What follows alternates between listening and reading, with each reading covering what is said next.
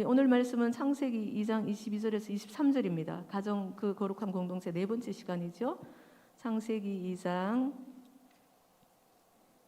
잘 아시는 말씀이고 저번에도 읽었죠. 22절 23절 우리 같이 한 목소리로 읽을게요.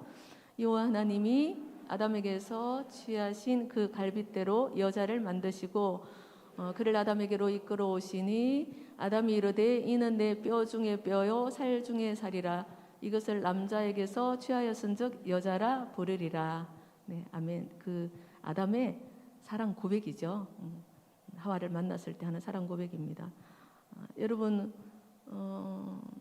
결혼할 때 필요한 뭐 결혼의 구성 요소, 결혼할 때 필요한 것들이 굉장히 많지 있잖아요, 그죠? 그래서 잘 알고 있는 내용이지만 제일 중요한 조건이 뭐라고 생각하세요? 결혼할 때 제일 중요한 거 사랑이죠, 사랑, 그죠?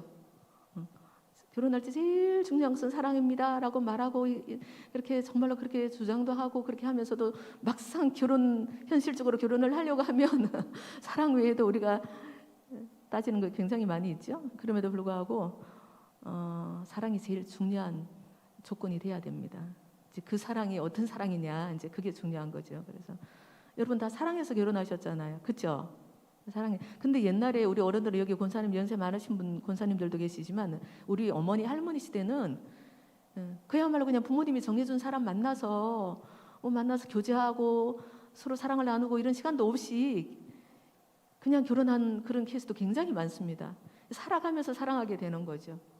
그래서 어쩌면 예수 믿는 우리들이 추구해야 될 사랑은 완성된 사랑을 그냥 쭉 그렇게 잘 보존하게 하는 것이 아니고 미숙한 사랑을 하나님의 사랑 안에서 완성시켜가는 그런 사랑, 그게 온전한 사랑인 것 같아요. 거기에 대해서 오늘 말씀을 좀 나눠보려고 합니다.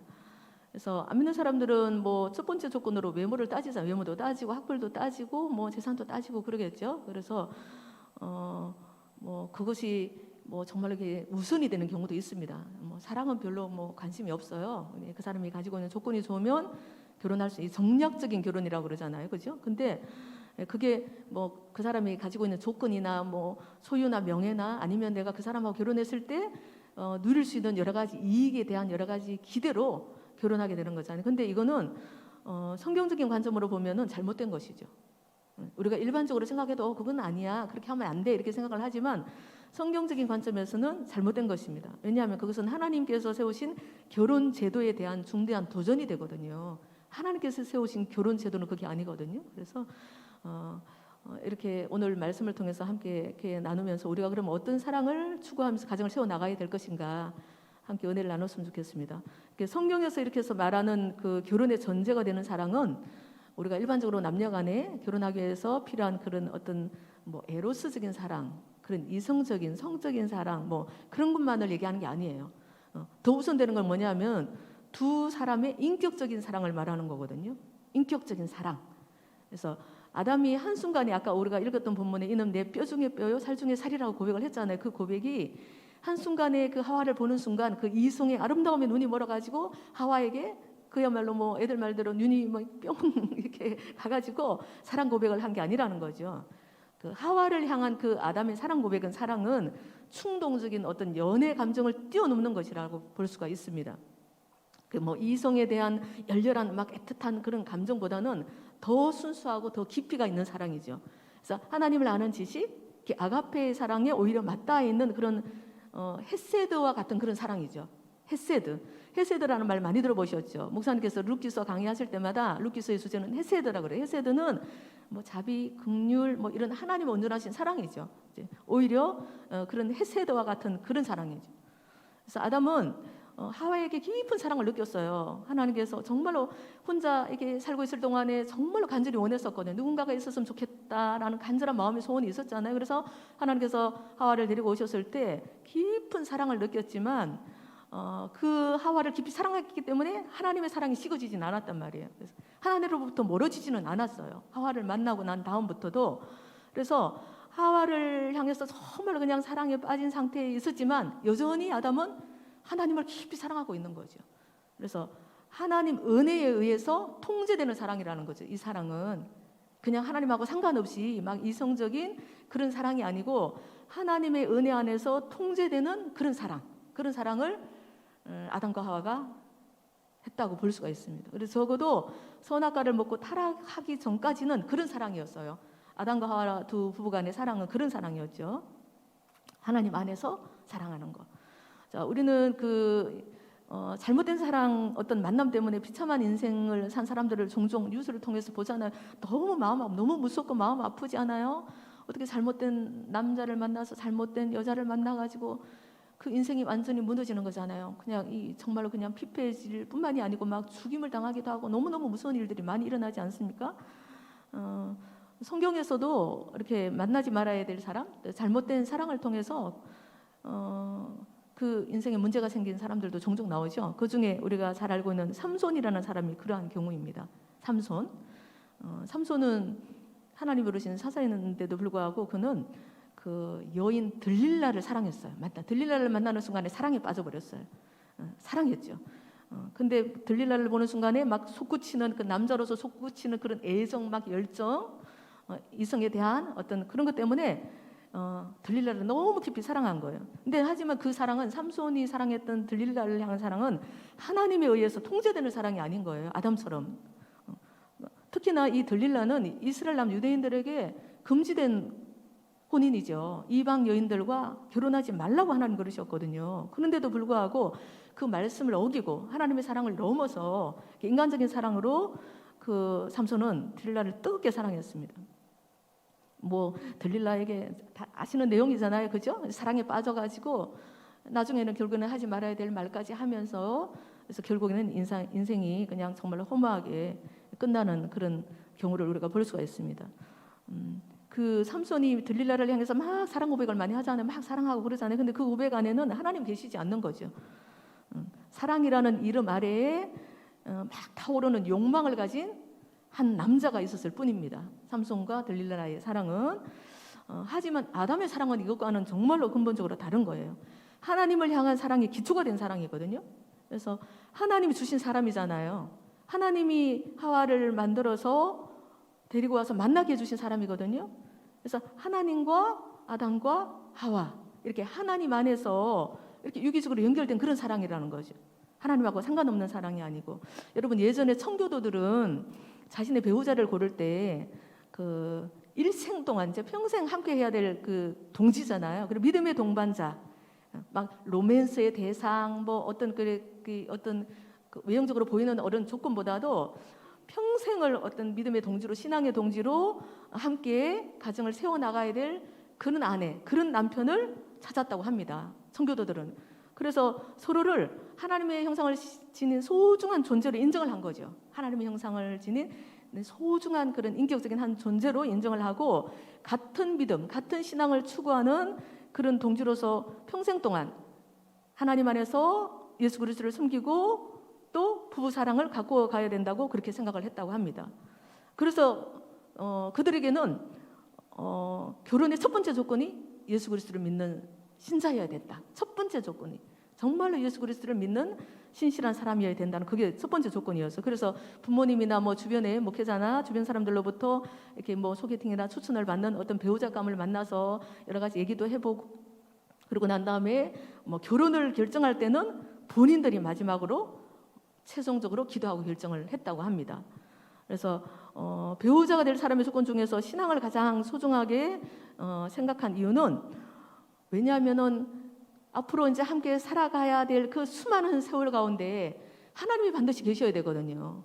같은 하나님을 섬기고 같은 하나님 안에서 같은 가치관을 가지고 가정을 세워나가고 자녀들을 키워야 되기 때문에 정말로 그것은 너무나 중요한 거죠. 그래서 평생을 하나님 안에서 함께 기도하며 살아갈 수 있는 사람, 그 사람이 첫 번째 배우자의 조건이라고 그렇게 생각을 하고 찾았다고 합니다. 아무리 좋은 조건을 가지고 있어도 그게 아니면은 아예 만나지를 않았다고 해요. 옛날에 청교도, 우리 청교도 아시죠? 신실하게 오직 믿음으로 살았던 우리 믿음의 선배들이잖아요. 그렇게 했다고 합니다. 그 다음에 이제 두 번째로 볼 수 있는 거는 뭐냐면은 성품을 봤대요. 성품, 믿음. 그 두 번째는 성품을 봤다는 거예요. 그 사람의 성품이 일평생 친구처럼 신뢰하고 함께 의논하고 함께 위로하고 격려하면서 걸어갈 수 있는 인생의 어떤 좋은 친구가 될 수 있는가 없는가. 그 성품을 봐요. 사람의 성품도 정말 중요하거든요. 우리도 그러잖아요. 자녀들 누구 친구를 만날 때도 그렇고 성격이 정말 글쎄요.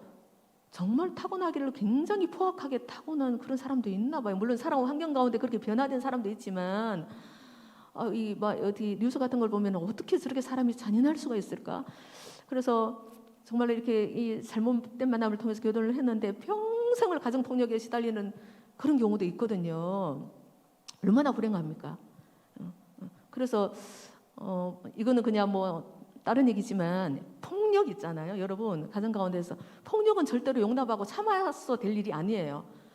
폭력적인 어떤 그런 행동에 대해서는 배우자들의 폭력적인 행동에 대해서는 정말로 처음에 아주 단호하게 냉정하게 그거에 대해서 대처를 해야 됩니다. 참아주고 넘어가고 안 그러겠지? 그럼 그게 습관이 되는 거예요. 나중에 되면은 거기 올무가 돼가지고 빠져나오지 못하는 경우를 너무나 많이 봤거든요. 아예 처음에 정말로 그냥 단호하게 대처를 해야 된다고 그러더라고요. 어떤 폭력적인 거에 대해서는. 그렇습니다. 그래서 성격이 굉장히 중요한 거죠. 그 사람의 성격이 정말로 그 부족한 나를 참아줄 수 있는지, 또 정말 마음을 같이 할 수 있는지 여러 가지 그런 유형들이 있을 거 아니에요. 그래서 성격 좋은 그런 사람을 배우자로 뽑았다. 그렇게 얘기를 하고 있습니다.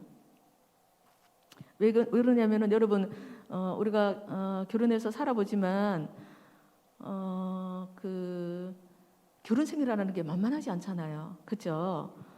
그래서 뭐 서로 사랑하는 막 연애 감정이 필요하지만 그걸로 결혼 생활의 모든 어려운 문제를 다 해결하기에는 역부족이에요. 서로 막 처음에 뜨겁게 사랑했던 그 감정이 있잖아요. 서로 그 감정만으로 그게 뭐 아무리 100이라고 할지라도 그것만으로는 우리가 살아가면서 겪어야 될 많은 시련, 힘든 일, 부부관계로 만나서 살아야 될 여러 가지 뭐 서로 용서해야 될 일도 있고 용납해야 될 일도 있고 이해하고 넘어가야 될 일도 있고 또 상대방의 가족관계에서도 내가 감당해야 될 어려움도 있고 그런 것들을 다 헤치며 살게 할 수는 없다는 거죠. 그 사랑으로는 부족하다는 거죠. 그래서 톨스토이는 그 행복이라는 책에서 이렇게 얘기를 했대요. 결혼하여 함께 살아갈수록 부부는 좋은 친구처럼 인격적인 사랑을 나누는 관계가 되어야 된다. 그렇게 강조를 했다고 합니다. 왜냐하면 이 인격적인 하나님 안에서 이루어지는 인격적인 사랑은 우리도 하나님과의 관계에서 인격적인 만남이 있어야 되고 인격적인 사랑이 있어야 되잖아요. 하나님은 인격을 가지신 분이거든. 그래서 그 인격적인 사랑은 한순간에 완성되는 것이 아니라는 거죠. 하나님 앞에서 끊임없이 각자가 깨어지고 또 부서지고 하면서 성숙해지는 거죠. 각자가. 그리고 온전해지고 끊임없이 노력하는 과정을 통해서 이루어지는 사랑이기 때문에 이 사랑은 가면 갈수록 깊어지고 안전해진다는 거죠. 그래서 우리 그리스도인들의 사랑은 예를 들어서 안 믿는 사람들의 어떤 그런 그 결혼관념은 사랑이야. 일단 사랑이 최고의 가치라고 생각을 하더라도 정말 그냥 사랑해야 돼. 100이라는 온전한 사랑을 해야 두 사람이 결혼을 해. 그럼 100이라는 온전한 사랑을 가지고 결혼을 했어요. 그러면 5년, 10년, 20년 아이 낳고 여러 가지 힘든 일을 겪어가는 과정 가운데 거기서 자꾸 마이너스가 되는 거죠. 90이 됐다가 80이 됐다가 70이 됐다가 10년, 20년, 뭐 30년 됐더니 거의 30, 20, 10 막 바닥에 가버렸어요. 사랑이 없어졌어. 그러니까 가정 가운데 문제가 생기고 그냥 결국에는 막 깨어지기도 하고 막 그러는 거잖아요. 근데 예수 믿는 우리들의 사랑은 뭐냐면 가정 가운데 이루어가야 될 부부간의 사랑은 뭐냐면은 이루어가는 사랑이에요. 온전하지 못한 예수 믿는 믿음 하나로 서로 만났어요. 근데 온전하지 못한 사랑이죠. 각자, 그죠? 근데 하나님 안에서 각자 그 사랑이 완성되어져 가는 거죠. 하나님을 깊이 사랑하고 나도 하나님을 깊이 사랑하고 하나님 앞에서 내 자아가 깨어지고 우리 남편도 하나님을 만나가면서 어떤 인간적인 모습이 깨어지고 그러면서 하나님과 가까이 가고 그러면서 자연스럽게 부부가 더 믿음 안에서 가까이 되고 사랑이 완성되어져 가는 거예요. 처음에는 한 30, 40 정도로 그냥 사랑을 시작했는데 그냥 예를 들어서 인간적인 사랑으로 시작을 했는데 믿음 안에서 살아가면 살아갈수록 힘들고 어렵고 환난 가운데 함께 기도하고 그 고비고비를 믿음으로 넘기고 하면서 그 사랑이 40이 되고 50이 되고 60이 되고 세월이 지나서 정말 그냥 저는 결혼 40년 됐거든요. 그래서 가면 갈수록 그 사랑의 깊이가 있어지고 80, 90 온전한 100으로의 사랑까지 갈 수 있도록 그 사랑을 이루어가는 그런 가정 공동체가 건강한 거룩한 공동체라고 그렇게 얘기를 하고 있습니다. 여러분 그렇죠? 그러니까 우리는 그게 우리의 사명인 거예요. 우리 가정은 지금 그냥 좀 문제가 그게 아니고 이루어가는 과정인 거거든요. 그래서 얼마만큼 내가 믿음 안에서 기도하면서 정말 더 온전한 모습으로 이루어갈 것인가. 이건 우리의 사명이고 숙제인 줄 믿습니다. 그리고 사실은 우리 각자 여러 번 경험을 해보셨지만 내가 하나님 앞에서 깨어지면 깨어질수록 남편에 대한 해세의 마음이 들잖아요. 내가 남편하고 상관없이 남편은 여전히 그 모습 그대로 있는데도 내가 하나님 앞에서 온전히 깨어지고 하나님과 가까이 가고 하나님 안에 온전히 있게 되면 남편을 향한 여러 가지 관점이나 시각이 달라지는 거죠. 똑같은 모습으로 있어도 더 이해가 되어지고 용납이 되어지고 사랑이 되어지는 거죠. 그래서 용서할 수 없는 사람을 용서하게 되고 그 은혜의 힘으로 그런 거예요. 하나님 때문에, 하나님을 통해서 남편을 바라보기 때문에 용서할 수 없는 사람을 용서하고 또 용납할 수 없는 사람도 용납하고 그리고 사랑할 수 없는 사람이지만 사랑할 수 있는 그런 사람이 되어간다는 것입니다. 그래서 하나님과 나와 남편 이렇게 우리 관계는 이렇게 삼각관계가 돼야 되거든요. 모든 예수 믿는 사람들은 관계가 삼각관계. 하나님 계시죠. 나 여기 있죠. 우리 남편 있죠. 내가 하나님께 가까이 가면 갈수록 가까이 가요. 여러 가지 모습으로 막 정말 깨어지고 부서지고 내 옛 사람이 부서지고 하면서 하나님과 여기 있다가 점점 가까이 하나님께 가까이 가요. 우리 남편도 똑같이 믿음 안에서 조금씩 성숙해지면서 하나님과 가까이 가요. 그러면 자동적으로 어떻게 됩니까? 자동적으로 나와 남편의 관계는 가까워지잖아요. 삼각관계에서 이렇게 떨어져 있다가 하나님과 가까이 가고 하나님과 가까이 가고 그러면은 거리가 좁혀질 거 아니에요. 그렇죠? 더 가까이지는 거예요. 부부지간에 더 가까워지는 거죠. 그리고 내가 온전히 하나님 은혜 가운데 들어갔어요. 우리 남편도 온전히 하나님 안에 들어갔어요. 하나님 안에서 하나가 되어버리는 거죠. 부부가 우리가 추구해야 될 사랑이 이 사랑이라는 거죠. 가정 안에서 이루어야 될 사랑이. 그래서 막 어떤 그런 세상에서 막 요구하고 그런 사랑에 대해서 막 너무 갈급해하거나 그런 사랑에 대해서 막 원망하거나 불평할 게 아니고 하나님이 말씀하신 이 온전한 사랑을 이루기 위해서 우리는 기도하고 그리고 내 나름대로 하나님 앞에서 나를 돌아보고 그래서 변화되어야 될 부분을 잘 이렇게 다듬어서 하나님과 가까이 가려는 노력을 하면 내가 하나님과 가까이 가면 그러면 자연스럽게 남편도 그렇게 가까이 가게 되는 거죠. 그런 은혜가 우리 모두에게 있게 되길 원합니다. 그래서 하나님에 대한 사랑과 사람을 향한 사랑이 이제 일치를 이루게 되는 거잖아요. 그렇게 되면 우리의 삶이 온전해질 수가 있습니다. 이 부분에 대해서 아우구스티누스는 고백록에서 이렇게 말했다고 합니다. 다른 사람들을 사랑하려 남편이든 자녀든 누구든지 마찬가지 우리가 다른 사람을 사랑하려거든 하나님 안에서 사랑을 하십시오. 하나님 안에서 사랑하십시오. 하나님 밖에서의 사랑은 너무나 쉽게 변하기 때문입니다. 그렇잖아요, 여러분. 하나님 안에서 하는 사랑이 변함이 없는 거예요. 하나님 밖에서는 정말 그냥 별이라도 따다줄 것처럼 예를 들어서 젊은 우리 남녀 청춘 그렇게 사랑할 때 얼마나 애틋하게 얼마나 열렬하게 사랑합니까? 근데 그 하나님 밖에 있는 사랑은 너무 쉽게 변하는 거죠. 조금만 뭐가 안 맞아도 그냥 싸우게 되고 막 그러잖아요. 너무 쉽게 변하기 때문에 하나님 안에 뿌리 박은 사랑만이 변함이 없다. 그래서 하나님 밖에서 사랑하는 사람들은 결국 사랑의 대상을 잃어버릴 수밖에 없다. 그거거든요. 그래서 우리가 가정을 건강하게 사랑이 가득한 가정으로 세우기를 원하잖아요. 그러기에는 필요한 거는 우리가 하나님 앞에 더욱더 깨어지고 낮은 모습으로 하나님을 가까이 하는 것. 그리고 우리 남편도 그런 모습으로 가까이 하는 것. 우리 자녀들도 그런 모습으로 가까이 하는 것. 그러면은 종국에는 하나님 안에서 온전히 하나 되는 귀한 가정이 될 줄로 믿습니다. 그래서 행복한 결혼 생활을 하려면 그래서 첫 번째 조건은 사실은 두 사람이 모두 하나님을 믿어야 돼요. 그게 가능해요. 제가 지금 말씀드린 게 두 사람이 다 똑같이 하나님을 믿어야 될 거 아니에요. 그죠? 우리만 깨어지는 게 아니고 남편도 하나님 안에서 깨어진 그런 어떤 은혜가 있어야 되거든요. 근데 하나님을 믿을 뿐만이 아니고 온전한 신자, 정말 그냥 성숙한 그 신자로 나아가야 되는 거죠. 날마다 어린아이 같은 신자로 머물러 있는 게 아니고 교회 다니는 그런 교인이 아니고 그런 어떤 모습, 그런 믿음의 선한 싸움이 있을 때 하나님의 사랑에 붙들려서 우리 부부 관계가 온전한 사랑으로 나아간다는 거죠. 그래서 행복한 가정을 이루는 첫 번째 조건이 바로 일단은 서로가 하나님을 믿어야 된다. 근데 참 안타깝지만 부부 중에 그 혼자만 교회를 다니는 우리 성도님들도 참 많이 있거든요. 교회는 이렇게 외롭게 기도하면서 혼자 신앙생활하는 우리 성도들을 정말로 품고 도와줘야 돼요. 도와주고 그리고 그 가정의 가족 구원을 이루도록 중보기도를 많이 해드려야 됩니다. 얼마나 외로운지 몰라요. 여러분 혼자 교회를 다닌다는 거는 영적으로 남편하고 소통이 안 된다는 거거든요. 함께 기도할 대상이 없다는 거거든요. 가정 안에 일어나는 모든 대소간 어려운 문제를 혼자 감당해야 되는 거예요. 소통이 안 될 뿐만 아니고 오히려 핍박을 받을 수도 있어요. 방해를 받을 수도 있어요. 그래서 행복한 결혼 생활의 첫 번째 조건은 믿음이다. 믿음이다. 근데 많은 케이스를 보면은 정말 그 마음을 가지고 눈물로 사랑하는 남편의 구원을 위해서 기도하는 아내를 통하여서 구원받는 그런 남편들이 너무나 많이 있더라고요. 우리 교회 안에도 너무나 많이 있지 않습니까? 눈물로 기도해서 그래서 그 남편을 비록 믿지 않는 남편을 만나서 결혼을 했지만 결국에는 그 아내를 통하여서 믿지 않는 남편을 구원받는 그런 정말 그냥 그 좋은 케이스죠. 굉장히 많이 있더라고요. 우리 교회 안에도 참 많이 있죠. 지난주에 우리 주일날 우리 석봉주 성도님 간증한 거 들으셨죠? 저 너무 많이 은혜를 받았습니다. 정말로 진솔하게 꾸밈 없이 그냥 그렇게 교회를 나오게 된 계기, 그리고 그분이 이렇게 경험한 어떤 하나님에 대해서 그렇게 말씀하시는 거 보고 참 제가 은혜가 됐어요. 여러분 그렇게 되기까지 그 사랑하는 아내의 얼마나 많은 눈물의 기도가 있었겠습니까? 거저 되어지는 일은 없습니다. 우리 사랑하는 자녀들이 절대로 불신자와 결혼하지 않도록 기도를 하셔야 돼요. 정말 신실한 사람과 결혼, 그리고 아이들한테도 계속 꼭 예수 잘 믿는 신앙생활 잘하는 사람과 결혼을 해야 된다. 그리고 불신자하고 결혼하는 건 아예 생각도 하지 않도록 어려서부터 아예 귀에 못이 박히도록 그렇게 얘기해 줄 필요가 있습니다. 하나님의 말씀을 적용을 해가지고 고린도후서 6장에도 믿지 않는 자와 멍에를 같이 믿지 말라고 말씀하셨거든요. 하나님이 우리를 위해서 그렇게 하시는 거예요. 굳이 자원해서 그 고난을 감내할 필요가 없는 거죠.